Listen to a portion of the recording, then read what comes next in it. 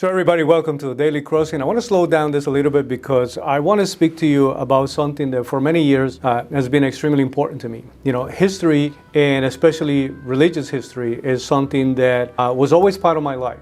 You know, I think that was a way of me understanding why do I believe what I believe. And so one of the things that I did with the highest level of honesty possible was to look into the darkest times of history. So I am a Catholic, and I'm sure that many of you will say, well, that's going to be very easy to find a few dark moments for the Catholic Church. We are going through some of them at this very moment. I think that anyone that wants to have an honest relationship with God have to do a couple of things. First of all, you got to do a self-assessment about who you are, how you process things, the things that you do well, the things that you don't do that well. You know, it's the whole idea, the reference that the Bible makes about how many times you have to forgive somebody, I think is something that you also have to apply to yourself, meaning how many times do you need to forgive yourself so that you can use that conversation to reset something that you're struggling with. The fact of the matter is that at an individual level, we all have something that we struggle with, whether it's ego, whether it's vices, whether it's lust, whether it's money, whether it's whatever the case may be, right? Everybody has different struggles. But when you're talking about religion, when you're talking about institutions, right? When you're talking about things that have been around for many years, you also want to look into those places and you want to look at history and you want to be as objective as possible, because you're gonna have to be able to overcome some very difficult moments. This will apply to the Muslim faith, right? They actually got to go through some very dark moments. Once in a while, I have very honest conversations with some Muslim friends that tell me, listen, you know, there are situations, some of the stuff that's going on, for example, in Afghanistan right now is not something that I'm not proud of that. You know what I mean? I would like to see the society being able to function in a way where everybody can be a lot more respectful as men and women. So I know we have a lot of friends that say, I would love for that to be different.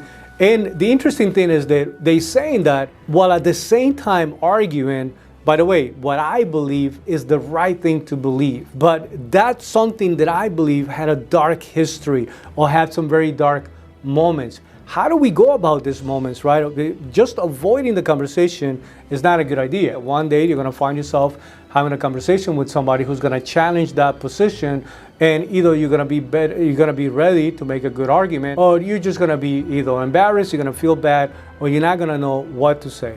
So one of the episodes about the history of the Catholic Church, like I said, I intentionally went through dark moments of the church. And a lot of people ended up describing the Crusades as a dark moment of the Catholic Church. I'm going to argue a little bit against that for the fact that it was a dark moment for humanity across the board, for all the religions, for the simple fact that we were doing then something that apparently we haven't learned from, we're still doing today, which is killing each other. And worse than that, we're still killing each other for religious reasons, you know what I mean? Which makes absolutely no sense if the ultimate idea is to value life and to please God. There is no way you can please God by killing His own creation, right? That's something that will never make any sense. I don't care who you are, and I don't care if you want to say, well, the problem with you Christians is that you value life a lot more than we do.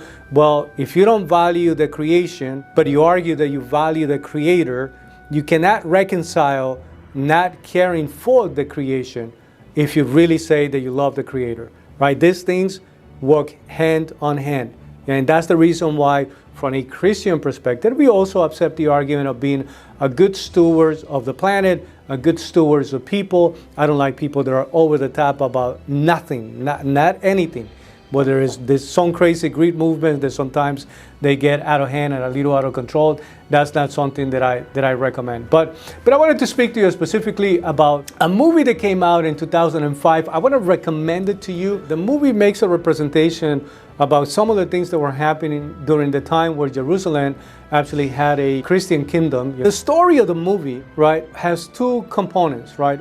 Is Saladin or Salahuddin, as if it's actually referred to by the Muslim community. By the way,